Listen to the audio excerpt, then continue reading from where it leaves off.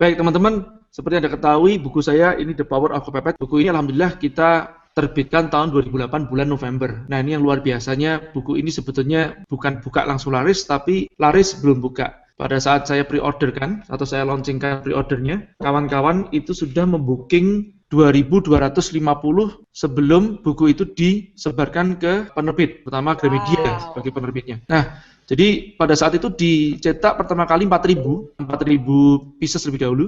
Nah, kemudian pada saat setelah selesai cetak, mereka langsung menghubungi kita, Mas J, ini kalau Mas J book 2.250, nah gimana kita mau mendistribusikan ke tempat Gramedia? Mereka bilang begitu. Oke deh, kita cetak kedua kali ya.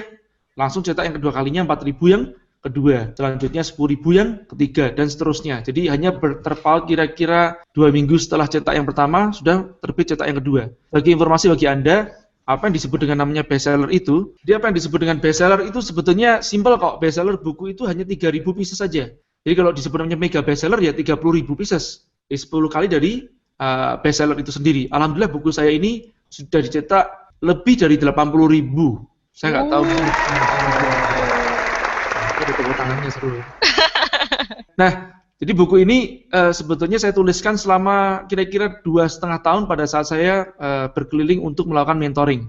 Jadi buku ini tidak lepas dengan tokoh guru saya di balik ini, yaitu Pak Pudi Chandra. Sering saya bilang sama kawan-kawan dan bahkan saya tuliskan di dalam pembuka buku saya bahwa kacang tidak akan lupa dengan kulitnya. Seorang murid tidak akan lupa kebaikan atau jasa seorang guru. Nah, teman-teman, saya masuk ke chapter yang pertama untuk perkenalan lebih dahulu.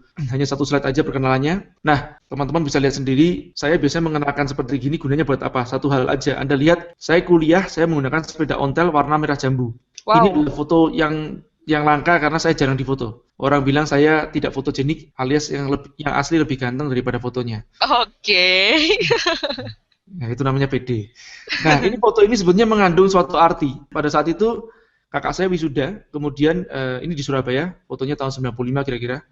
Kakak saya yang nomor 4 wisuda, dia wisuda, kemudian orang tua saya datang dari Semarang ke Surabaya. Nah, kemudian karena tidak punya mobil, kakak saya meminjam mobil kepada kawannya. Nah, kemudian pinjamlah mobil itu, Starlet yang menurut saya sudah sangat mewah ya di tahun itu. Ini mungkin tahun buatan sekitar 95 ya.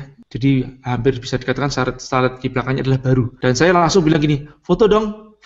Ya. Jadi inilah foto saya dengan sepeda ontel saya warna merah jambu. Jadi sepeda ini menemani saya hampir 4 tahun ya selama saya kuliah di Surabaya. Jadi kalau Anda tahu saya beli sepeda artinya ya memang orang tua saya adalah seorang karyawan yang bekerja di suatu bank swasta pada saat itu dan kemudian mempercepat pensiun di usia 50 tahun lebih dan pindah-pindah pekerjaan sampai usia 68 tahun, Mas. Baru terakhir kita pensiunkan. Nah, ayah saya meskipun seorang karyawan, ayah saya berpesan kepada saya, ya ingat jangan ulangi kesalahan papa, lebih baik kamu kecil jadi bos daripada gede jadi kuli. Kuli kerja, kuli bisa makan, kuli nggak kerja, kuli nggak bisa makan. Kalau bos nggak kerja bisa makan. Kata-kata itu buat saya nancep sekali. Bahkan ayah saya sering mengulang kata-kata itu sejak saya usia belasan tahun. Jadi kalau Anda tanya kepada saya sejak kapan saya terinspirasi menjadi pengusaha, saya katakan sejak belasan tahun. Dan saya mengerti ayah saya tidak memiliki banyak waktu untuk kita-kita semuanya karena ayah saya juga sering kerja di luar kota. Bahkan sejak usia 50-an tahun lebih, ayah saya bekerja itu di Lampung ya. Ada satu perkebunan kelapa hibrida dan singkong di sana. Pulang bisa dikatakan mungkin hanya 1 bulan 1 kali. Hanya saja memang saya mungkin orang yang paling beruntung untuk belajar dengan ayah saya karena setiap liburan saya full selalu menemani ayah saya. Nah, jadi itulah cita-cita seorang ayah yang tidak ingin anaknya menjadi seorang karyawan lagi. Nah, hanya saja pada zaman itu memang saya tidak tahu benar saya bagaimana caranya jadi pengusaha. Yang saya tahu mungkin cuman ya dagang kecil-kecilan ya. Kalau Anda tanyakan sama saya kapan pertama kali saya berbisnis, sebetulnya sekitar usia 16-an tahun. Jadi waktu itu saya memang tidak mau masuk ke sekolah SMA karena buat saya memang gagal sekolah pada saat SMP. Jadi saya ingin sekolah yang saya tidak gagal lagi. Dalam arti apa? Hobi saya adalah otak-atik elektronika. Nah, inilah kata-kata orang tua saya, lebih baik kecil jadi bos daripada gede jadi kuli. Kuli kerja, kuli bisa makan, kuli nggak kerja, kuli nggak bisa makan, kalau bos nggak kerja bisa makan. Nah, tapi ayah saya juga berpikir sangat realistis dalam arti anaknya boleh kerja nggak? Boleh. Tapi ayah saya mengatakan begini, kalau kamu kerja, kamu janganlah untuk mencari gaji, tapi kamu kerja untuk mencari ilmu. Karena pada saat kamu kerja untuk mencari gaji saja, biasanya orang itu akan sifatnya hitung-hitungan. Ya, kalau gaji sekian, artinya saya kerja sekian. Enggak, saya dididik oleh orang tua saya untuk bekerja mencari ilmu, mencari pengalaman, bukan mencari uang semata. Nah, baik, teman-teman, saya lanjutkan. Nah, jadi yang namanya The Power of Kepepet itu sendiri, sebetulnya adalah suatu kitab yang sangat ilmiah. Kitab yang sangat ilmiah dimaksud bagaimana? Kalau kita berbicara tentang motivasi, itu hanya ada dua, yang disebut namanya pain and pleasure principle. Cuman kalau saya ngomong pain and pleasure principle, ya selain jelimet ya mungkin bagi sebagian orang awam akan berpikir, Mas, iku kewan opo kan begitu ya. Nah, jadi saya pakai bahasa yang sangat mudah. Ya, jadi kalau orang berdakwah itu kan sebetulnya yang terbaik dakwah itu adalah kita menggunakan bahasa kaumnya, ya. Jadi jangan kita menggunakan bahasa yang jelimet. Maksudnya bahasa kaumnya itu apa? Ya kalau kaumnya masih orang yang mungkin awam, ya kita menggunakan bahasa yang sangat awam. Begitu kan? Jadi paling gampang itu kalau kita bisa menyederhanakan sesuatu, ya bukan gampang ya ini artinya paling bagus ya kalau kita bisa menyederhanakan sesuatu sehingga semakin besar cakupan orang yang paham tentang apa yang kita akan sampaikan. Ya, jadi kalau tadi saya katakan tentang pain and pleasure itu kalau diomongin paling gampangnya bahasanya adalah kepepet vs iming-iming. Ya, manusia berbicara motivasi berbicara tentang dua hal ini aja. Nah, yang dimaksud iming-iming itu apa? Ya, andaikan ya Anda berada di gedung bertingkat seperti ini, kemudian Anda perhatikan di sebelah kanannya gedung itu ada uang yang besar, anggap aja ini macanya nggak ada. Saya berani jamin ya, kalau ini katakanlah ya tangga ini tidak sependek ini tentu aja, ini kan sebagai suatu ilustrasi, tapi tangganya panjang, katakanlah tangganya sepanjang 50 meter. Nah, kemudian tangga itu hanya satu step aja, atau seperti begini Anda perhatikan ya, ini juga udah ngeri ya, meskipun tangganya itu terbuat dari besi pun juga Anda melihat, aduh, serem banget deh. Dikasih iming-iming 50 juta, Anda mungkin berpikir, enggak deh, 50 juta nyawaku lebih mending daripada 50 juta itu. Ya, 100 juta mungkin juga belum. Ya, kalau dibesarkan 1 miliar, mungkin ya, masih mungkin Anda akan, aduh, ini deh, nekat duluan deh, ya. Kenapa? Karena iming-imingnya besar. Betul? Nah, baik, kalau saya hilangkan yang ada sebelah kanan ini, atau duitnya saya hilangkan, kemudian saya berikan macan di belakang Anda, jadi nggak ada iming-imingnya, tapi saya kasih macan di belakang Anda. Saya yakin ya, Anda nggak ada pilihan untuk nggak lari. Betul nggak teman-teman? Betul. Jadi artinya apa? Yang disebut namanya the power of kepepet vs the power of iming-iming, itu lebih kuatan the power of kepepet. Tapi tentu aja kalau di sini ada kucing, ya Anda nggak akan menyeberang. Ya karena kucing tidak menjadi ancaman bagi Anda. Tapi begitu ada macan, ya nggak ada iming-iming pun Anda akan menyeberang. Kalau ada macan plus ada iming-iming, ya jadi jika dikasih iming-iming plus dikasih kepepet, larinya kencang banget. Betul? Ya, Iya itulah dong. yang disebut namanya the power of kepepet vs the power of iming-iming. Tapi seperti kata-kata seorang motivator yang sangat ternama, namanya Anthony Robbins, dia mengatakan pain is the greatest motivation atau motivator in this world. Jadi pain atau rasa sakit itu sendiri adalah motivator yang sangat besar atau bahkan terbesar di kehidupan kita. Ya, jadi kalau kita berbicara masalah iming-iming, belum tentu kita bergerak. Kalau anak kita sakit, orang yang kita cintai sakit, kita akan cepat bergerak. Selanjutnya, nah, tapi kebanyakan orang pada saat mau melangkah itu banyak keraguan, betul nggak? Ya contoh, banyak orang bilang seperti gini, tapi Mas, gimana ya? Jangan-jangan, jika maka, tapi, iya, enggak mulai. Kenapa bisa terjadi seperti itu? Hal ini sebetulnya tidak lepas dari yang disebut namanya pola pendidikan kita, mungkin juga lingkungan yang membentuk kita. Maaf, bisa jadi juga orang tua.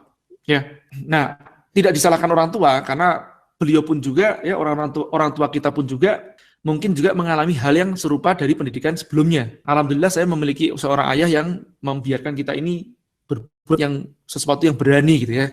Jadi kalau saya perhatikan saya itu dulu usia 7 tahun lecet-lecet saya sudah di mana-mana gitu kan. Karena saking beraninya kalau naik sepeda ontel itu saya ada gundukan pasir pun ya saya naik terjalkan naik begitu dan jatuh pingsan itu di usia 7-8 tahun ya. Nah, jadi sebetulnya selama tidak berbahaya atau menimbulkan kematian ya ataupun juga kriminal, menurut saya lepaskan saja anak-anak kita itu. Jadi kita berikan mereka bekal, agama yang cukup, moral yang cukup, etika yang cukup, kemudian kita lepaskan mereka untuk eksplor dirinya, melakukan sesuatu, bahkan melakukan kesalahan-kesalahan. Nah, Padahal sebetulnya andai tadi itu belum tentu terjadi. Oke? Nah, ada satu kata atau pepatah yang disebut namanya tiba masa, tiba akal. Betul? Jadi dalam kondisi kepepet ya, contoh misalkan pada saat Anda besok ujian, ya, ini yang masih jomblo-jomblo, yang masih kuliah terutama, kalau Anda mau ujian, itu biasanya Anda mengenal yang disebut namanya SKS kan? Sistem kebut semalam. Betul? Jadi hari ini Anda goblok banget ya, besok cerdasnya luar biasa, habis ujian goblok lagi.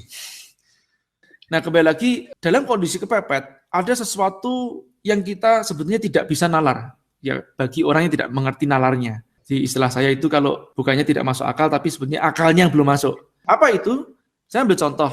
Ya, kalau Anda misalkan dikagetin sama kawan Anda, itu apa yang terjadi reaksi spontan Anda mesti akan, ups, begitu kan? Akan teriak, akan mengangkat bahu Anda, dan itu secara tidak sadar Anda lakukan. Artinya apa? Itulah yang disebut namanya hormon adrenalin. Hormon adrenalin ini bekerja sepersekian detik sebelum kita sadar. Ya. Nah, itu sebetulnya di-create semua ya oleh Allah untuk mengamankan kita. Ini yang disebut namanya self defense mechanism ya. Jadi mekanisme untuk mempertahankan diri.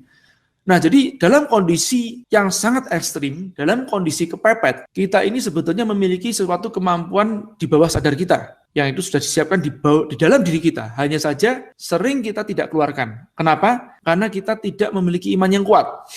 Ya, dalam arti apa? Kita tidak tawakal terhadap sesuatu yang belum terjadi. Nah, kalau kita tawakal, ya kita yakin bahwa sesuatu yang akan terjadi nanti itu adalah kebaikan bagi kita jalanin aja, nggak usah takut. Oke? Baik, ya contoh SKS ini adalah suatu contoh, tapi ini contoh yang kurang baik sebetulnya. Nah, bagi teman-teman yang mengatakan, Mas, apakah kita harus selalu kepepet terus? Enggak juga, sebisa mungkin ya, Anda jangan kepepet tentu aja. Tapi kalau memang Anda tidak bergerak, ya alangkah bagusnya Anda menciptakan the power of kepepet itu. Jadi the power of kepepet itu bisa natural, bisa juga diciptakan. Contoh naturalnya, Anda nunggu benar-benar kepepet, baru Anda bergerak.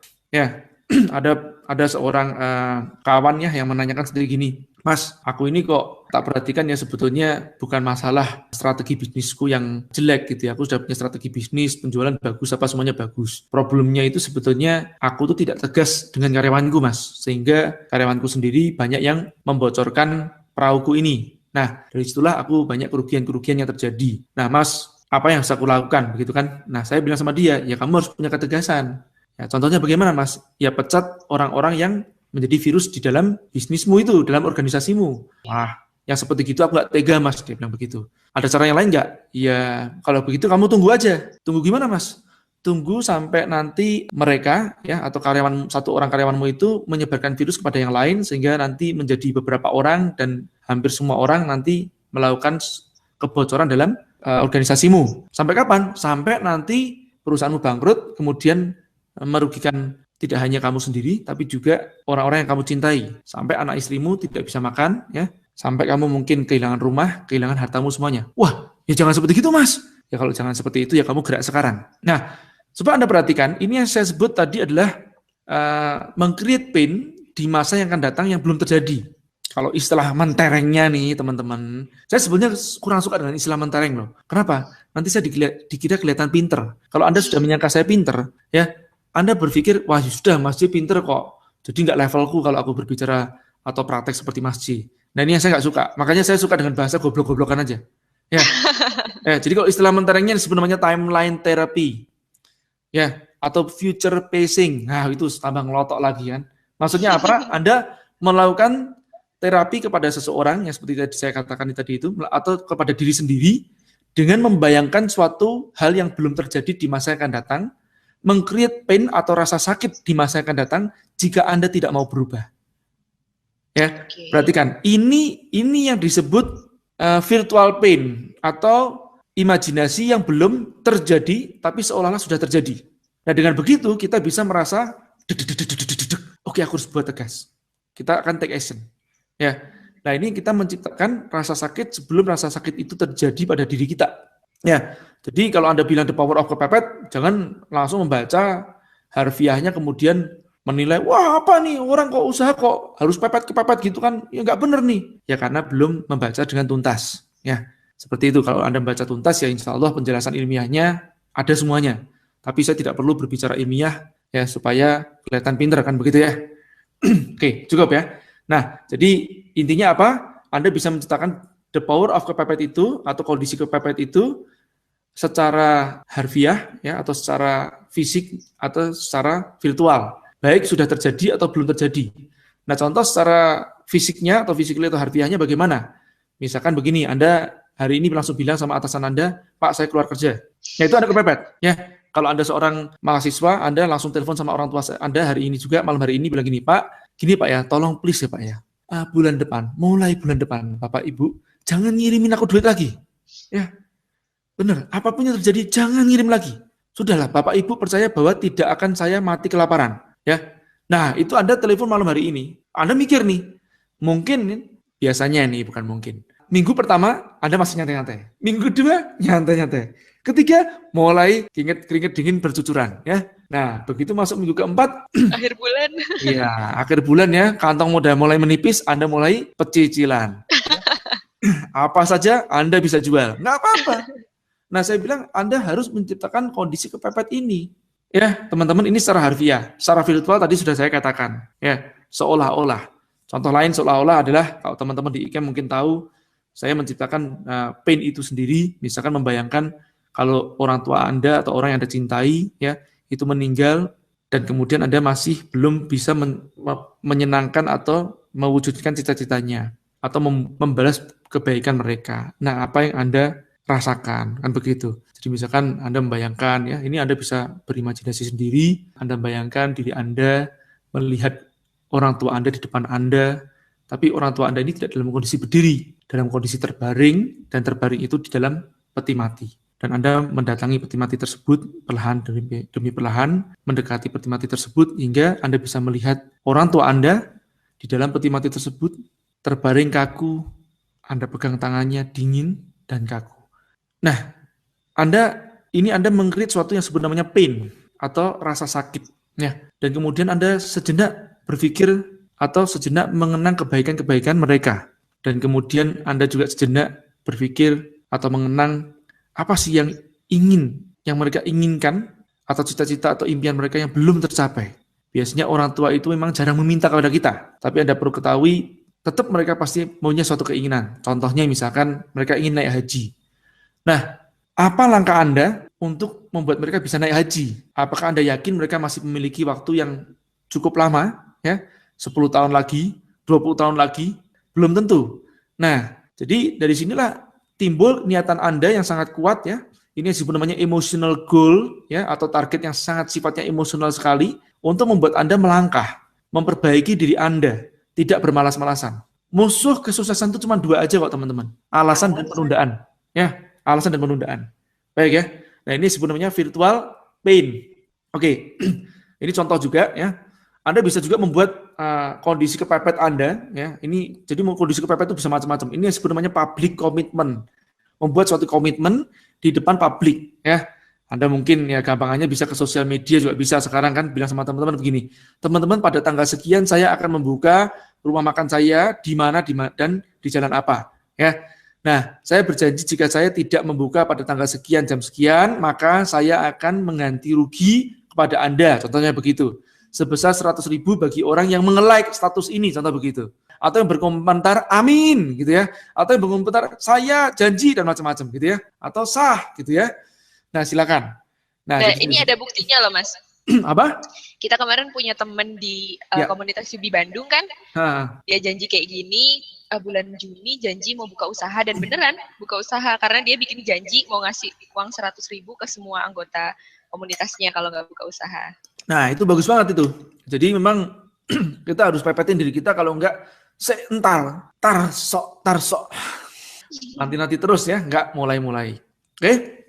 Nah, lanjut ya teman-teman ya. Ini sebenarnya public commitment. Saya lanjutkan lagi. Nah, selanjutnya sebetulnya kuncinya gampang kok teman-teman. Kita itu tidak perlu, saya nggak usah bicara masalah tentang namanya modal. Kalau Anda di benak Anda sekarang masih ngomong modal terus, saya berani katakan sebetulnya bukan masalah modal yang membuat Anda tidak bergerak, tapi adalah mental. Nah, jadi mulailah dari yang kecil. Apa tuh yang kecil? Latihan mengalahkan ketakutan kita sekecil mungkin. Ya, contohnya latihan untuk bertanya. Saya nggak habis pikir tuh ya. Saya nggak tahu apa yang meracuni bawah sadar kita pada saat kita sekolah, kita bertanya saja kita malu. Nah, kalau Anda perhatikan beberapa sekolah yang modern termasuk sebenarnya di luar negeri mereka akan mengajarkan yang disebut namanya outspoken ya, atau keaktifan untuk berbicara ya. Teman-teman kalau perhatikan di sana itu dulu di sekolahan anak saya pun juga iya, mereka tuh menilai tidak hanya dari apa yang ujian tertulis, tapi keaktifan si siswa itu dalam bertanya, dalam mungkin juga menyanggah atau mengungkapkan sesuatu itu dinilai poinnya. Jadi ini yang paling penting dari sistem pendidikan kita tuh harus dirombak ke sana ya. Jadi keaktifan kita, keberanian kita itu justru ada suatu penilaian yang lebih. Ini yang disebut namanya emotional quotient. Nah, yang simpel ya, kalau pas Anda mau bicara tentang bertanya, tadi Anda misalkan punya cita-cita ingin menghajikan orang tua Anda. Yang jadi pertanyaan saya adalah, kalau Anda punya cita-cita seperti gini, pernahkah Anda mendatangi biro jamaah haji dan umroh? Ya kan? Saya juga barusan tahu dari seorang sahabat saya mengatakan begini, Mas Jaya nggak daftar haji. Oh ya sebentar nih, tak lunasin semua hutang duluan baru saya akan daftar haji, saya bilang gitu. Loh Mas Jaya daftar haji sebetulnya cuma daftar doang loh. Oh iya, loh nggak pakai duit? Ya pakai duit Mas, cuma nggak mahal loh, cuma 2 juta. Hah? Ternyata cuma 2 juta doang daftar haji. Ya jadi untuk apa mendaftar seperti itu? Gunanya adalah untuk paling tidak mengambil kuota. Tapi lebih dari sekedar namanya mengambil kuota tersebut, mendaftar pada saat kita mendatangi tempat pendaftaran tersebut, kita tidak sengaja sudah mengindrakan impian kita lebih nyata. Dan juga kita membuat satu public komitmen bahwa kita sudah mendaftar lebih dahulu. Meskipun dengan duit dari hanya 2 juta. Misalkan katakanlah haji sekarang ini ya, yang cukup lumayan, misalkan sekitar 80 juta lah misalkan ya, atau sampai 100 juta, ya kalau 2 juta, 100 juta itu haji plus gitu ya, kemudian dikurangi dengan 2 juta masih 98 juta. Ya nggak masalah. Jangan pikirkan yang 98 juta duluan. Saya katakan seringkali sama teman-teman begini loh, tidak menimbulkan suatu kematian Anda dengan memberikan DP. Setidaknya Anda tidak mati penasaran. Anda sudah pernah DP. Begitu ya. Apapun DP-nya itu. Termasuk begini ya teman-teman. Contoh misalkan Anda kepengen punya mobil. Nah, nggak ada salahnya kok Anda ngasih DP duluan kok. Ya kalau mau DP-nya hangus itu latihan itu buat Anda. Kita seringkali berpikir apa yang hilang. Kita nggak pernah berpikir apa yang kita akan dapatkan gitu ya. Nah, contoh DP yang lain adalah misalkan Anda ingin membuka kios atau membuka rumah makan atau apa. Cobalah mulai dari yang kecil. Apa itu mendatangi kios tersebut ya, atau mencari tempat kios idaman kita di mana, dan kemudian kita menanyakan kepada mereka, Pak ini sewanya berapa? Nah seringkali dalam hati kita ini terjadi pertanyaan, atau mungkin Anda menyanggah perkataan saya, Mas J, kok masih bilang tanya begitu, kan kita nggak punya duit Mas J. Loh tanya aja nggak bayar kok. Dan Anda harus tahu bahwa jika Anda tidak punya uang, sebetulnya tidak perlu Anda takut rugi, betul? Tidak perlu Anda takut bangkrut. Karena pada saat Anda tidak punya uang, sebetulnya Anda sudah bangkrut. Ya. Jadi gitu loh. Kita seringkali itu nggak punya duit, sudah sombongnya minta ampun gitu kan ya. Nggak punya duit takut bangkrut. Takut apa yang takutin bangkrutnya gitu loh ya. Ya sudah nggak punya duit ya sudah aja. Ya contoh yang sangat simpel ya, kalau Anda bicara masalah bisnis online lah begitu ya. Nah coba Anda bisnis online itu, pertanyaan saya begini loh. Pernah nggak Anda ngeklik tombol beli gitu loh? Coba ini yang sangat simpel. Ini action yang paling kecil. Pernah nggak Anda ngeklik tombol beli? Anda ngeklik tombol beli aja nggak berani yuk. Ya, bilang gini, Mas, ya tapi nanti beli kan kita harus bayar, Mas. Enggak, ngeklik tombol beli itu nggak pakai bayar. Baru beli kan? Nah, ngeklik tombol beli, terus lanjutkan ya proses dan seterusnya sampai terakhir itu loh, ya mengisi data-data. Coba Anda rasakan dedekannya kayak apa gitu loh. Nah ini mengarahkan dedekan yang sekecil mungkin. Betul, latihan yang klik tombol beli aja. Nah, Mas, tapi nanti kan ditelepon sama mereka terus gimana, Mas? Ditelepon ya bilang aja, ya Mbak, sorry Mbak, ini duitnya belum cair. Emang belum cair kan, belum ada kan? Iya benar-benar. Belum ada duitnya kan, kita nggak bohong. Ya duitnya belum cair, iya belum cair, belum cair, nggak pernah cair. Ya nggak apa-apa, itu kan kita kan ibaratnya kita latihan dari hal yang sekecil mungkin. Iya, ini yang coba saya sering kali, bener, ini yang sering kali saya bilang sama teman-teman, oh Anda itu kok banyak berandai gitu loh ya. Jangan membuat bayangan yang jelek sendiri terhadap masa depan Anda. Baik ya. Nah, setelah Anda belajar untuk untuk bertanya, mengalahkan ketakutan Anda yang sekecil mungkin, masuk ke langkah yang berikutnya. Nah, apa itu? Berbicara masalah negosiasi. Jangan Anda pikir semuanya bayar. Loh, siapa tahu loh, Anda bisa nego tidak bayar kan? Contohnya nih ya, Anda kepengen banget ikut Kopdar Akbar UB Indonesia. Bayarnya berapa? Yang dulu, yang kemarin 1,5 kan? Nah, sekarang kan 1,7 juta. Nah, terus ada telepon kan? Ada CS-nya, ada telepon aja. Mbak, aku boleh nego nggak, Mbak? Nego apa itu? Gratis, Mbak. Ya siapa tahu dikasih gitu ya. Ya kalau dikasih ya nanti paling saya maki-maki, ayo begitu kan ya. Nah, jadi kan ya siapa tahu kan Anda nyoba duluan. Nyoba aja kan nggak bayar. Nah, ini aja Anda kok takut gitu loh. Ini yang saya sering kali itu bingung tuh di situ. Paham ya? Jadi Anda sebetulnya itu mengkerdilkan diri Anda sendiri. Anda itu sebetulnya mengecilkan potensi diri Anda sendiri gitu loh ya. Pada saat Anda itu membuat suatu ketakutan seperti itu. Nah, saya itu sering ya, kalau pas nggak punya duit justru, saya malah datengin rumah-rumah yang mewah. Saya datengin mobil-mobil yang mewah ya. Cuma datang doang aja. Ya. Ngelihat, memvisualisasikan impian, ya itu zaman saya masih muda dulu. Kalau sekarang udah enggak sih. Impiannya beda lagi gitu ya. Karena udah dapet. Ya, karena dulu pernah udah ngicipin lah gitu ya. Tapi sebelum saya menaik mobil yang mewah tersebut pun juga, saya mendatangi showroomnya duluan. Bersama istri saya juga, iya saya datangin. Dan saya mengatakan, ya kita paling nggak kita tunjuk-tunjuk duluan, tuding-tuding gitu kan. Coba-coba, tanya-tanya, tawar-tawar. Loh Mas, nawar itu kan nanti kan harus bayar Mas. Enggak, nawar nggak bayar, serius. Percaya saya, Anda nawar pun nggak bayar. Anda sampai ngomong gini, sudah jadi Pak, jadi aja belum bayar. Kan baru ngomong jadi. Nah, siapa tahu loh, Anda bisa menego tempat, ya misalkan Anda nego kios, Pak, boleh nggak Pak saya nego kiosnya ini Pak, ya bayar mundur gitu. Ya, berapa lama? Ya saya bayar mundur mungkin 3 bulan, begitu ya. Nah, karena mungkin Anda belum punya duit, ya nggak apa-apa. Ya, tapi begitu Anda punya duit, Anda lunasi. Itu tentu aja kewajiban Anda. Jangan Anda tunda-tunda rezekinya orang lain kan. Nah, jadi ini yang penting. Nah, ini saya kalau Anda perhatikan di slide ya, saya tuliskan 10 alasan harus gratis, contohnya sederhana begitu. Saya beberapa kali juga melakukan negosiasi untuk tempat.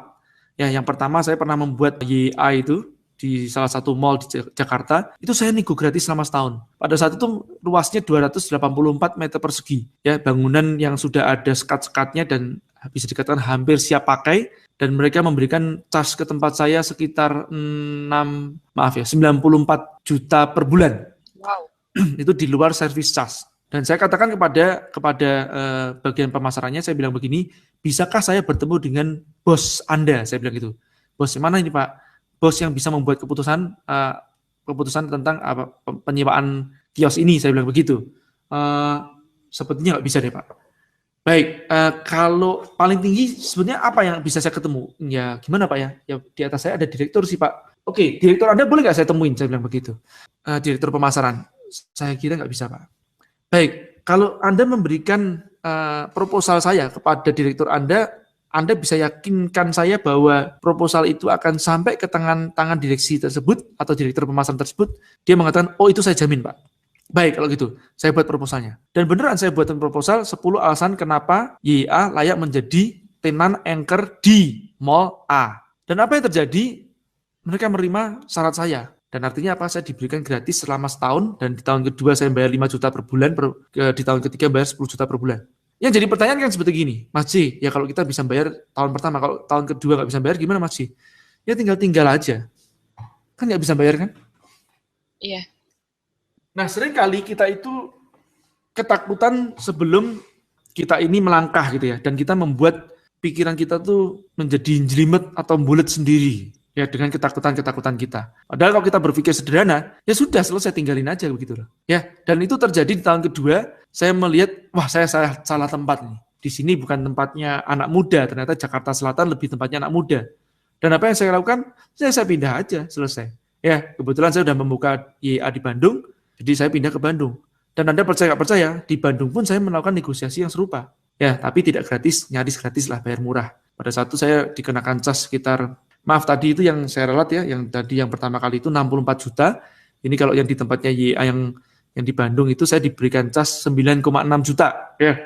Nah dari 9,6 juta per bulan, saya nego itu luasnya 64 meter persegi, YA yang pertama, di salah satu mall juga di Bandung. Nah, saya nego 1,5 juta. Kebetulan saya bertemu dengan person in charge-nya langsung, yaitu salah satu keluarga atau kerabat pemilik ya.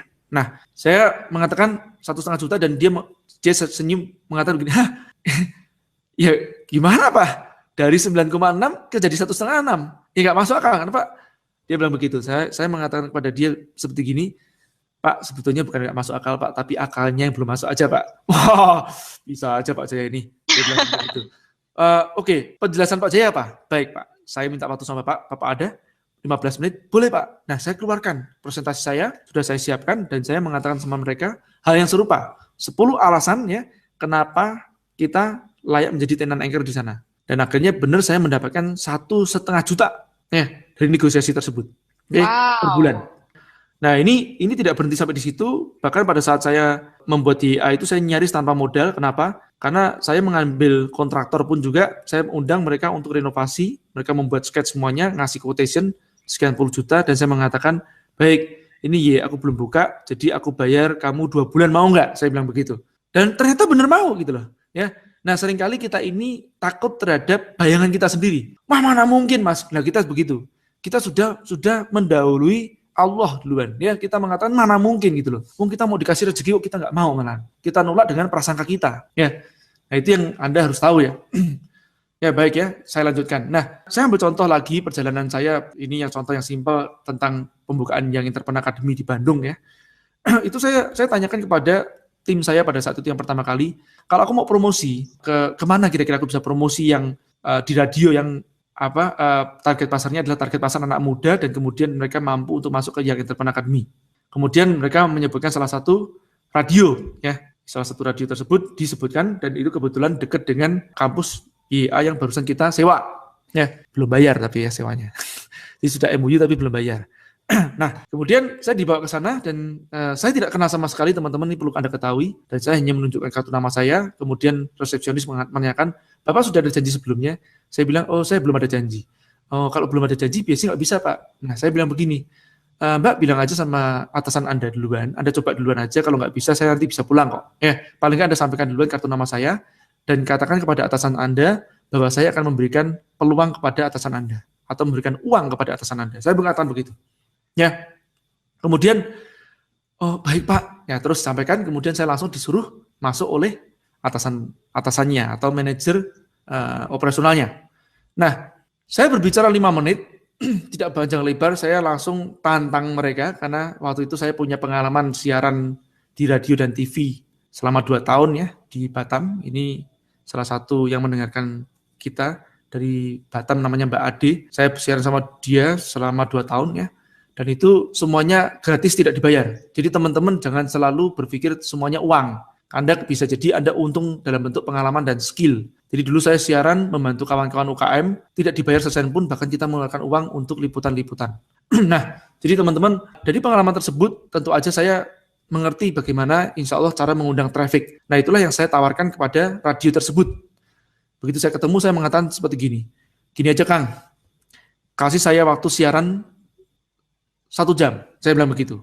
Nah, setengah jam setelah saya siaran, dibuka line pertanyaan. Jika tidak ada yang bertanya, saya bilang sama dia, nggak usah ketemu lagi sampai kiamat, saya bilang gitu.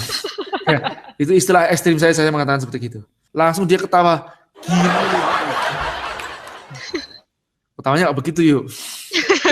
Gimana dong Mas? Ya, gila lu Jay.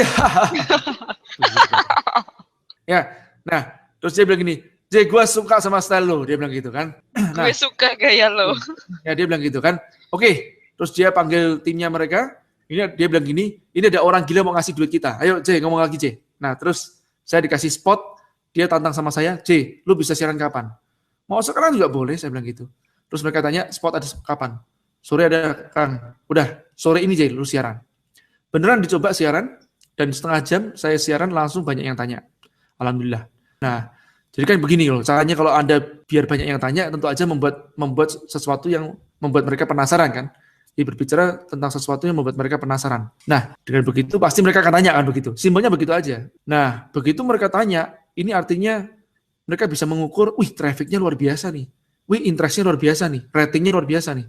Mereka langsung minta saya siaran rutin. Dan saya katakan, saya nggak bisa siaran rutin karena saya masih di Batam. Saya bilang begitu. Baik, kalau gitu siaran beberapa kali deh. Dan mereka karena mereka grup radio, mereka punya beberapa stasiun radio. Dan saya siaran di 2 stasiun radio mereka. Dan disitulah saya menarik traffic dan kemudian saya umumkan, ya, atau saya bisa mendapatkan spot sponsor kan. Saya bilang saya sedang pembukaan kelas baru yang Entrepen Academy di Bandung. Ya. Nah pada satu kalau salah angkatan ke-3 atau ke-4 ya, itu yang pertama kali di Bandung. Jadi sebelumnya di Batam. Nah, saya lakukan ada preview gratis dan dari preview tersebut ya kita closing ke tempatnya YA. Alhamdulillah sekitar 20-an siswa YA angkatan awal di Bandung dibuka tanpa modal nyaris sesen pun. Ini teman-teman harus tahu. Ya. Jadi apa yang saya katakan tadi semuanya masuk akal. Tidak hanya saya, juga dipraktekkan oleh kawan-kawan yang lain. Baik ya, saya lanjutkan. Nah, jadi ingat ya teman-teman, Anda nggak punya duit, Anda bisa melakukan apa yang disebut namanya negosiasi, tukar guling, tukar bantal juga boleh ya, tukar sandal juga boleh. Ya. Tidak harus semuanya dalam bentuk uang, ya. Dan juga Anda bisa melakukan namanya tukar skill, ya. Bukan skill ya, tapi skill. Ya, keterampilan Anda. Saya pernah membeli mobil ya, karena budget saya kurang pun karena budget saya kurang, saya menawar mereka dan mereka mengatakan oke deh Pak Jaya, tukar aja dengan training Bapak. Bisa ya. Nah, ini jadi teman-teman, tidak ada yang tidak mungkin. Kita mau atau tidak, berani melangkah atau tidak. Nah, biasanya kreativitas ini timbul pada saat kita sudah melangkah setengah ya, atau seperempat, paling tidak kita sudah melakukan namanya langkah kecil, mulai dari bertanya, mulai dari kasih DP dan seterusnya. Nah, ini yang Anda perlu tahu. Jadi kalau Anda tidak pernah melangkah, Anda hanya berandai, nyinyir, sinis, nggak pernah Anda akan berhasil. Sukses berpola, gagal juga berpola. Baik. Nah, termasuk Anda, ya tadi seperti saya katakan tadi, saya melakukan promosi gratis melalui radio. Anda berpikir begini, Mas J, ya Mas J punya pengalaman seperti gitu, kalau kita gimana caranya? Loh, sebenarnya tergantung kreativitas kita kok. Anda misalkan pergi ke suatu mall yang sangat ramai di sekitar lokasi Anda membuka outlet lah, misalnya begitu. Misalkan Anda bilang namanya nasi gendeng gitu ya, atau nasi goblok gitu juga boleh ya. Nah, terus disitulah Anda mengatakan ya kepada si resepsionisnya, Mbak tolong dong Mbak bantuin umumkan ini temanku lagi hilang atau temanku nggak bisa dihubungin di mall ini. Nah, jadi Anda membuat suatu pengumuman. Nanti si resepsionis dia mengumumkan atau operator mengumumkan panggilan kepada saudara Anu dari, nah darinya harus sebutkan nih, saudara Anu dari warung goblok, ditunggu rekannya di informasi. Kan begitu. Atau bakso goblok, ditunggu rekannya di informasi. Jadi usaha kalau bisa sebisa mungkin mengandung kata kunci produk penetrasi. Nah, jadi gitu. 1 jam sebetulnya gini, 1 jam kemudian Anda bisa langsung membuat pengumuman lagi, atau 2 jam kemudian. Panggilan kepada saudara Ina dari bakso goblok, ditunggu rekannya di informasi. Kemudian 3 jam kemudian panggilan lagi, panggilan kepada saudara Nina dari warung goblok, dari bakso goblok, ditunggu rekannya di informasi. Nah, terakhir, dan semua itu bukan nama sesungguhnya. Ya, jadi kan bisa jadi kan itu kan nama kawan-kawan Anda adalah fiktif ya. Yang penting Anda bisa dapat promosi gratis begitu ya. Begitu ya. Nah, Anda juga bisa promosi melalui radio ya, bisa dengan kirim-kirim salam, kirim lagu, kirim apapun itu ya. Kirim wesel juga bisa juga ya. Nah, itu kemudian Anda mengatakan dari bakso goblok misalnya begitu ya. Bisa. Kenapa tidak? Jadi sebetulnya tergantung kreativitas kita saja. Nah, ini sekali lagi terjadi kalau Anda sudah mepetkan diri Anda. Baik. Sekarang saya studi kasus. Pada saat Anda perhatikan ya, sebelah kiri duluan itu ada iklan yang saya cantumkan contoh kasus ini juga di tempat buku The Power of Kepepet. Jadi dengan modal Rp100.000 bagaimana Anda bisa membuka suatu usaha laundry contohnya begitu. Tapi jangan ditiru ya, karena sekarang laundry sudah sangat mainstream ya. Jadi mendingan usaha yang lainnya aja. Nah, ini tapi contoh ini nanti akan dimodifikasi oleh teman-teman yang lain ya. Nah, contohnya pada saat saya sebutkan tentang membuat brosur, jadi laundry itu tidak harus memiliki mesin cuci duluan, tapi selalu berpikir orientasi ke market first, gitu ya. Jadi dari get the market first, atau mencari pasarnya lebih dahulu, memasarkan lebih dahulu, baru kita bicara masalah produksi. Jangan Anda, kalau Anda mau buka laundry, Anda harus lengkap semuanya, Anda punya mesinnya lebih dahulu, punya bangunan dan macam-macam. Anda 1, modalnya jadi besar, 2, risiko Anda juga besar, 3, nggak mulai-mulai. Ya, kenapa? Karena memang ngumpulin modalnya jadi susah. Nah, Anda bisa melalui uji coba. Cara ini pun juga bisa Anda lakukan untuk namanya melakukan riset pasar yang secara real time, gitu ya. Jadi kalau Anda mau riset pasar yang sesungguhnya ya pakai brosur aja simple, atau sosial media juga bisa sekarang ini. Nah, contohnya begini. Ini yang karena dulu sosial media belum sangat marak ya. Jadi tahun 2008 saya tuliskan tentang yang paling gampang adalah menggunakan brosur. Misalkan Anda membuat brosur sebanyak 1 rim, mungkin sekarang Rp100.000, dibagi menjadi 2, jadi ukuran A5 jadi 2 sehingga 500 dikalikan 2 adalah 1000 pieces. Nah, kemudian Anda bagikan sekitar tempat kosan Anda, ya, kemudian Anda membuat namanya seperti gini, jadi hujan terus, kerja terus, nggak sempat cuci pakaian, don't worry, ada Edo Laundry, dijemput dan diantar. Nah, kenapa dijemput dan diantar? Supaya mereka juga tidak melihat Anda punya workshop gitu loh, ya. Nah, tapi Anda beneran loh nih, ini Anda menjemput mereka dan kemudian mengantar laundry-nya kembali. Nah, apa yang Anda perlu lakukan adalah Anda setelah mendapatkan orderannya, Anda tinggal outsource ke tempatnya yang punya laundry. Mas, terus kita outsource ke tempatnya yang punya laundry, itu kira-kira boleh atau enggak, Mas? Ya tinggal Anda tanya aja sama yang punya laundry, boleh enggak aku bantuin pemasaran? Anda bisa minta mungkin komisi 10% atau 20% sama mereka. Nah, begitu sudah, atau mungkin juga Anda bisa mengaktifkan ibu-ibu di sekitar rumah Anda yang punya laundryan atau punya mesin laundry tapi tidak bermanfaat lebih, gitu ya. Itu bisa. Nah, begitu Anda sudah mendapatkan ordernya, tinggal Anda lempar ke mereka lebih dahulu. Misalkanlah, katakanlah Anda tidak mendapatkan keuntungan besar, tidak menjadi masalah. Atau nggak untung pun tidak menjadi masalah. Yang penting Anda satu, sudah untung action. Sudah untung langkah. Itu paling penting. Keberanian Anda dalam melangkah ini yang paling penting. Nah, Anda begitu untung action, terus kemudian untung customer duluan. Anda outsource ke tempatnya laundry di sekitar kosan Anda misalkan. Nah, kemudian apa yang terjadi setelah nanti mulai besar laundry ini, pesanannya besar, Anda bisa satu nego lebih besar diskonnya kepada yang pemilik laundry.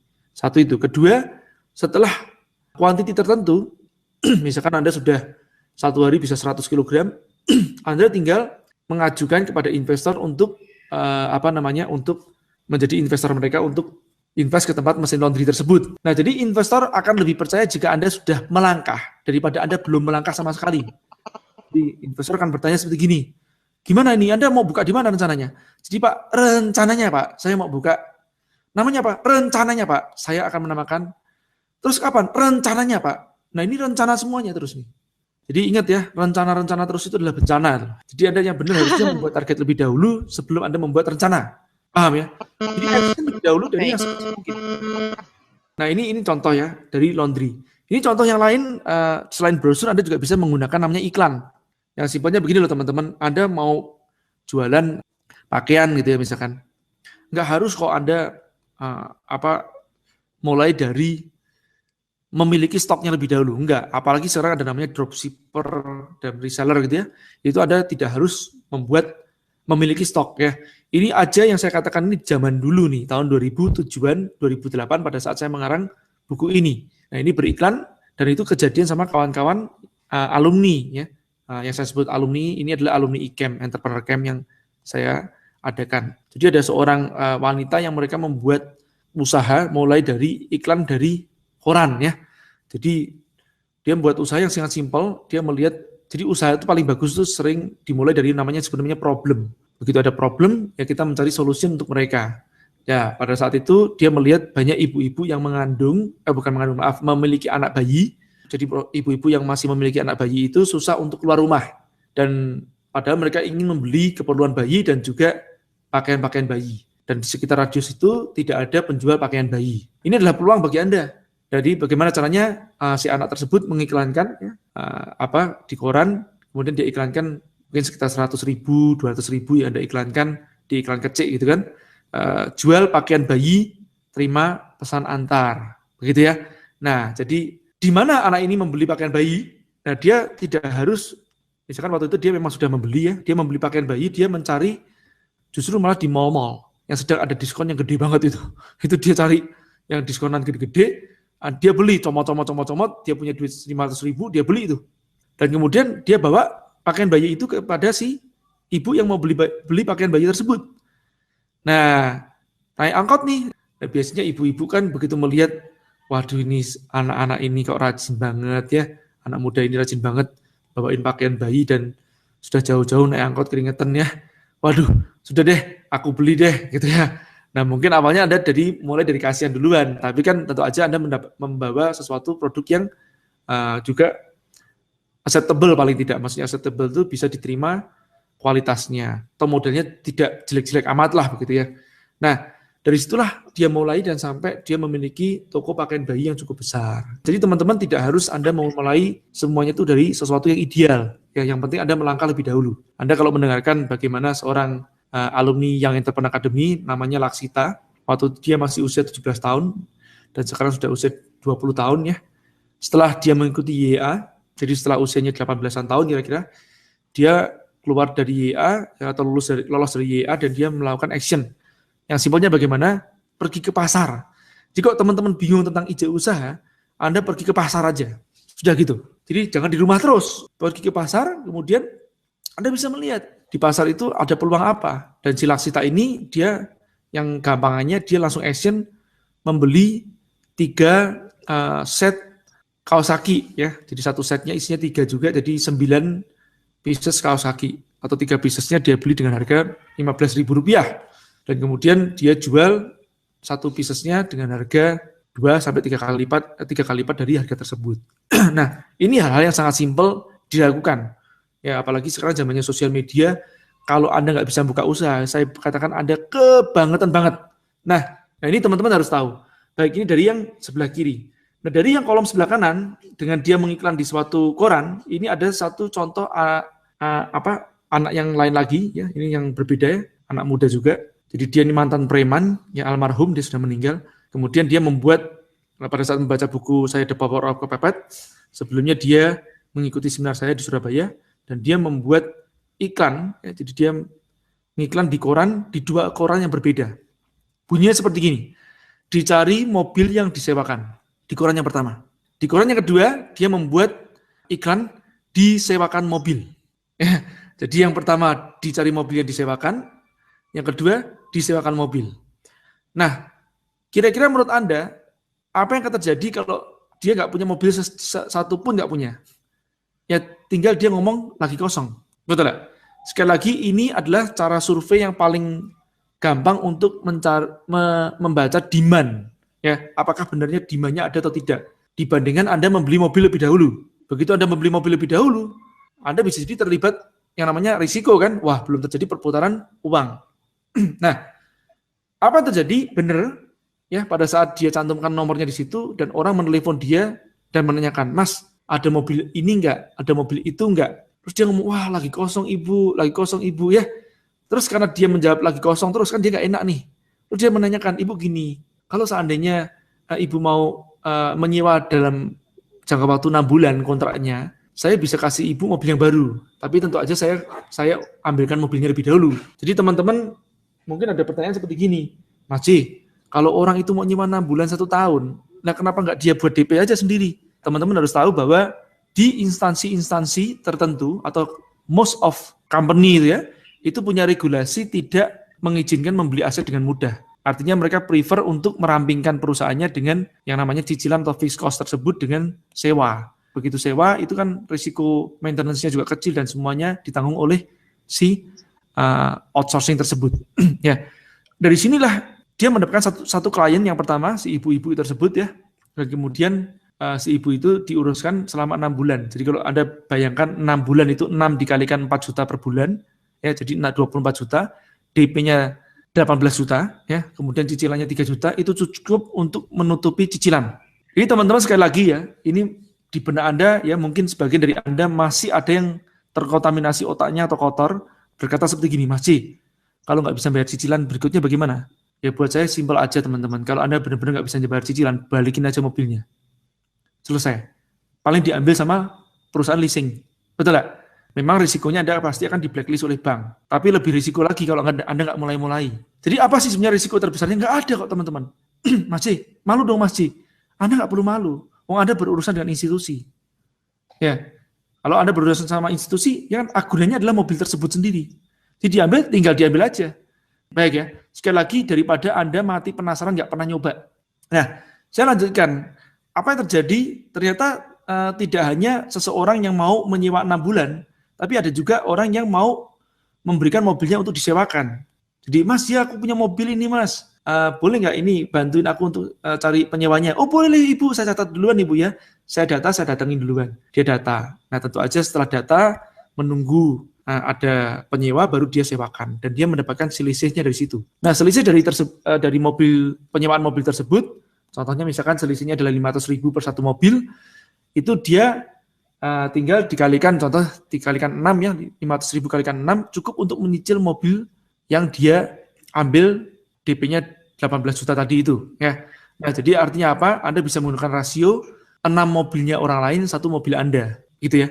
Nah, benar juga dalam waktu 1 tahun lebih ya, kawan ini bisa memiliki hampir 10 mobil. Baik, saya lanjutkan. Jadi, teman-teman, ini adalah semua contoh praktis kasus di lapangan. Ya, ingat sekali lagi, sebelum tadi Anda mendengarkan saya memaparkan presentasi ini, Anda mungkin berpikir semuanya nggak masuk akal. Nah, sekarang mungkin Anda bisa mengatakan, oh gitu toh. Ya. Jadi ingat ya, apa yang tidak masuk akal itu sebetulnya akal Anda yang belum masuk. Dan Anda perlu tahu tadi penekanannya di mana, jadi jangan banyak rencana. Rencana itu sering menjadi bencana. Jadi banyaklah membuat target dan langsung action. Itu yang paling penting, itu aja. Jadi buat target dulu, baru Anda membuat rencana. Orang lebih percaya jika Anda sudah melangkah. Jadi setelah Anda melakukan target, kemudian Anda membuat rencana yang simple, dan jangan terlalu percaya dengan rencana Anda. Yang paling penting adalah langsung action. Begitu Anda lakukan langkah 1, langkah 2, tadi contohnya Anda sudah ada demand lebih dahulu, sudah ada pasarnya lebih dahulu, investor akan lebih mudah percaya. Saya ambil contoh, saya mencari investor untuk yuk bisnis. Ya, tidak sukar bagi saya untuk mencari investor. Oke, yang sukar adalah saya mencari investor yang syariah, itu aja. Karena kebanyakan investor sifatnya adalah materialis atau kapitalis. Nah, itu yang kita tidak sesuai. Tapi seandainya pun ya, saya sangat kepepet, saya turunkan harga, ya misalkan katakanlah, yuk bisnis ini bernilai ratusan miliar begitu ya, katakanlah 200 miliar begitu ya. Nah, saya menurunkan harga setengah harga deh, 100 miliar aja, ya insya Allah akan jadi jualan kacang goreng, kan begitu. Dengan tingkat populasi bisnis yang sudah sangat besar. Tapi kita tidak melakukan itu karena kita memiliki tanggung jawab terhadap kawan-kawan member atau merchant dari Yuk Bisnis Indonesia. Ya, kita tidak ingin menyerahkan database kita kepada kapitalis. Ya, kalau ada investor pun juga seandainya sangat terpaksa, kita akan memberikan saham minimum atau saham minoritas. Sehingga kita masih tetap memiliki kuasa untuk mengontrol Yuk Bisnis ini. Baik, teman-teman. Selanjutnya, nah, untuk mempercepat kesuksesan Anda, tentu aja Anda membutuhkan yang disebut namanya leverage atau dongkrak. Leverage itu bisa macam-macam ya. Baik people leverage, ya, juga financial leverage, itu adalah juga leverage atau dongkrak. Maksudnya people leverage bagaimana? Ya, seperti saya sering katakan, Anda tidak perlu tidak perlu menjadi banci untuk membuka salon. Anda cari aja banci atau bencongnya di luar. Nah, itulah yang namanya leverage. Anda tidak perlu memulai usaha dari nol. Anda bisa memulai usaha dari 5, dari 5,5, jadi 10,5, dari 100,5 juga boleh. Ya, tidak harus dari nol. Ya, dan Anda juga tidak harus memiliki semuanya sendiri, tidak harus urut bisnisnya. Ya, kembali lagi seperti gitu. Nah, seringkali apa yang menjadi penghambat adalah selain ketakutan kita adalah keserakahan kita. Kita ini ingin semuanya kita miliki sendiri 100%. Nah, justru itulah yang menghambat kesuksesan kita. Kenapa kita tidak belajar untuk berbagi kepada kawan-kawan yang lain? Toh pada saat kita berbagi rezeki, kita juga berbagi risiko. Berbagi risiko juga kita berbagi doa. Kalau usaha kita itu kita miliki sendiri, yang mendoakan kita sendiri. Kalau usaha itu dimiliki oleh bersama, yang mendoakan juga banyak orang. Betul? Nah, kalau kita invest sendirian, kita yang doain sendirian. Nah, risikonya konsisten tapi tanpa strategi, gitu ya. Nah, itu salah besar. Ada satu pepatah mengatakan seperti gini, batu sekeras apapun itu, jika ditetesin oleh air, maka akan berlubang juga. Tapi ingat, kalau Anda ingin melubangin batu, Anda tidak perlu menggunakan air. Anda bisa menggunakan bur lebih cepat. Itulah sebenarnya ngeyel dengan strategi. Atau contoh yang lain adalah, Anda perhatikan yang disebut namanya semut vs lalat. Lalat itu kalau melihat cahaya, ya, jadi ada cermin begini, ini cermin, kemudian ada cahaya di luar, dia akan cenderung keluar kan, dan dia akan menabrak jendela tersebut, ya, cermin kaca tersebut, ya, berulang-ulang, dan dia tidak bisa keluar. Beda dengan semut. Semut mengerti itu, ada hambatan di situ. Dia memilih berputar untuk mencari jalan keluar. Ya, ini sebenarnya ngeyel tapi dengan strategi. Nah, saya lanjutkan. Ini paling simpelnya begini aja, teman-teman, kalau Anda membuat suatu alur begitu ya. Jadi pertama kali Anda membuat targetnya lebih dahulu, kemudian Anda merancang strateginya. Kemudian setelah Anda buat strateginya, Anda lakukan action. Sekecil apapun itu, lakukan actionnya duluan. Habis itu ukur action Anda sesuai target enggak. Jika enggak sesuai, strategi Anda adjust sampai kemudian mencapai target Anda. Sangat gampang sekali. Jadi rumus sukses itu enggak susah. Oke. Nah, yang terakhir sebelum penutup ya. Jadi ingat teman-teman, the power of kepepet itu juga ada dosisnya. Jangan Anda mepetin diri Anda di luar atau di lebih daripada batas dosis Anda, kemampuan Anda. Saya ambil contoh, ini yang dikatakan juga oleh Anthony Robbins ya. Mind is like a muscle. Jadi otak kita itu seperti kayak otot kita. Otot dilatih untuk membesar, dilatih dengan namanya beban. Betul? Atau barbel. Otak pun juga begitu, dilatih dengan beban pikiran atau beban masalah, bukan begitu ya. Kalau ditambah lagi, hati pun juga begitu. Hati dilatih dengan disakiti, dengan kehilangan, begitu ya. Jangan termeh-meh. Nah, cuman ini semuanya harus ada dosisnya. Jangan Anda mengatakan seperti gini. Ini yang seringkali Anda mendengar di motivator-motivator melakukan motivasi yang seperti gini. Jika dia bisa, aku harus bisa juga, kan begitu. Enggak salah. Cuman Anda harus ngecek duluan dianya itu siapa gitu loh. Anda serupa begini loh bayangannya teman-teman. Anda melihat Aderai dengan badannya yang berotot seperti gitu. Dia mengangkat barbel yang mungkin lah katakanlah beratnya adalah 100 kilo begitu ya. Dan kemudian Anda mengatakan begini, jika dia bisa, maka juga aku harus bisa. Ya benar, insya Allah Anda bisa, tapi nggak sekarang gitu loh. Dan Anda paksakan barbel yang 100 kilo itu Anda angkat. Ada yang angkat dengan sangat masih merasa enteng gitu ya. Anda angkat, ya keseleo Anda. Ya, terkilir, patah tulang Anda. Nah ini yang saya katakan Anda overdosis. Jangan membandingkan kesuksesan orang lain dengan diri kita. Ya, yang disebut sukses itu bukan lihat dari hasilnya orang lain. Lihatlah dari hasil kita.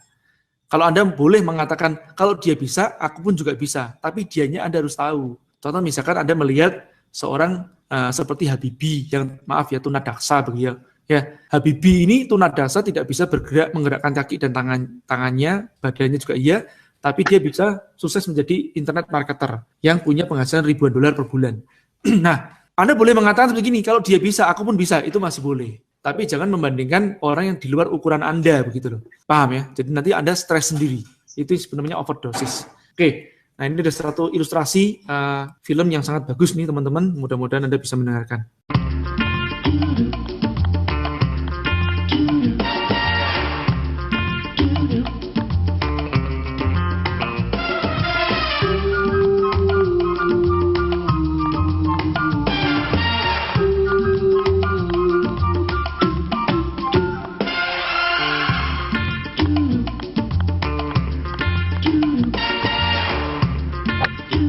Oke, ini video yang pertama. Kalau Anda perhatikan tadi, apa yang terjadi dilakukan oleh legenda pegolf. Dia adalah pegolf yang seorang anak seorang caddy. Jadi bapaknya itu hanya seorang caddy, tapi karena dia sejak umur 3 tahun hidup di lapangan golf, jadi dia sangat mahir sekali. Jadinya seperti itu. Anda perhatikan ya, itu kalau Anda pemain golf, mesti Anda akan mengerti. Hal yang seperti itu sangat susah banget. Jadi jangankan Anda mukul bola golf yang biasa gitu ya, yang seperti tadi itu ya. Itu ada mukul yang biasa aja, itu nggak mudah, ya sering luputnya gitu ya. Apalagi dia bola golf layangkan tidak menyentuh tanah. Oke, nah ini contoh. Tapi yang sering kita tidak tahu behind the skin ya atau di balik layar si Tiger Woods ini seperti apa begitu ya. Kita sering tahunya cuma lihatnya pas suksesnya begitu kan ya. Sering juga teman-teman bilang gini, Mas J, kelihatannya yang disentuh sama Mas J, murid-muridnya Mas J sukses semuanya ya. Saya bilang gini, enggak juga, lebih banyak yang nggak sukses dibandingkan yang sukses. Nah, cuman bedanya yang sukses yang diomongin, yang nggak sukses nggak diomongin, ngerti ya? Sama juga, Mas J kok kelihatannya kok bisnisnya enak banget ya, buka langsung laris terus ya, gundulmu saya bilang gitu. Nah, enakmu ya, siapa yang bilang seperti gitu? Kita sudah berdarah-darah sebelumnya, banyak kali berdarahnya dibandingkan yang tidak. Nah, inilah behind the skin dari pembuatan film Tiger Woods tadi.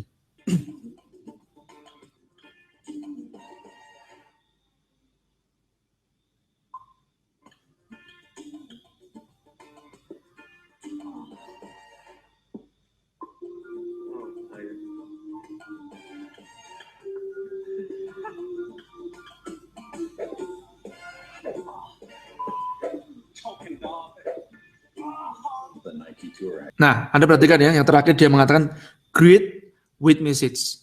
Artinya apa? menjadi seorang yang sukses itu ya tentu aja ada proses yang harus dilalui. Ini teman-teman harus tahu. Nah, tapi yang paling penting adalah kita melakukan satu langkah yang pertama duluan. Ingat tadi kembali lagi, saya tadi mengatakan musuh terbesar kesuksesan itu adalah 2. Ya, alasan dan penundaan. Kalau enggak besok, ntar ya, kalau ada gini, kalau enggak gitu, nanti gini-gini ya. Dan yang kedua tadi itu adalah alasan ya, nyalahin apalah, nyalahin itulah. Saya yakin teman-teman ya, semua orang yang sukses itu memaksakan dirinya untuk bertumbuh. Jadi kalau Anda bisa mengatakan, baik saya pun sama kawan-kawan yang seperti gini, saya pribadi teman-teman masih mengikuti minimum 2 kali training, bukan seminar. Training yang artinya paling tidak 2 hari durasinya. Training yang saya ikutin rata-rata 1 tahun 2 kali minimum. Dan itu semuanya berbayar dan tidak murah. Ya rata-rata di atas 4-5 juta per kali training. Nah, jadi apa yang saya lakukan sejak awal dulu tahun 2000-an, meskipun saya di Batam, saya mengikuti training-training yang di Jakarta. Karena di Batam Anda bisa tahu sendiri, jarang ada training-training seperti di Jakarta. Ya, apalagi di Jakarta pun juga pada saat itu masih jarang sekali. Jadi sampai saya mengikuti training-training yang menginap di puncak, saya ikutin. Terus kemudian di Singapura, saya ikutin. Di Malaysia, belasan juta saya ikutin. Tidak termasuk penginapan segala ya, kadang-kadang saya ikutin. Jadi buat apa? Saya memaksakan diri saya untuk bertumbuh. Dan saya tahu pada saat ini adalah saya melakukan investasi ilmu. Nah, ini yang seringkali teman-teman jarak saja sudah mengeluh. Mas Ji, ada yang di sini enggak? Ada yang di situ enggak? Harusnya orang yang mendatangi keilmuan. Betul. Bukan keilmuan yang akan mendatangi Anda. Paham ya teman-teman ya? Nah, baik. Terakhir ya. Sering orang menanyakan, Mas, bisnis apa yang bagus sih, Mas? Bisnis yang bagus itu yang dibuka, bukan ditanyakan terus menerus, gitu ya? Baik. Oke deh, makasih banyak nih buat teman-teman. Kita kasih applause dulu buat Mas J. Oke, sampai ketemu. Makasih juga buat teman-teman yang udah nonton. Cukup sekian. Wassalamualaikum warahmatullahi wabarakatuh. Dadah.